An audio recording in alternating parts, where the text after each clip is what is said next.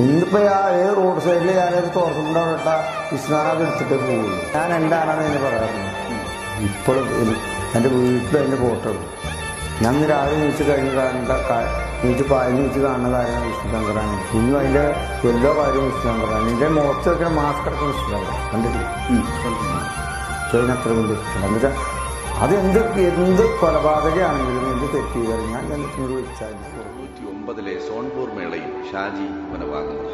പിന്നെ ഏതാണ്ട് ഒരു വർഷത്തോളം ഇവൻ കൊല്ലത്ത് ഷാജിയുടെ വീട്ടിലായിരുന്നു.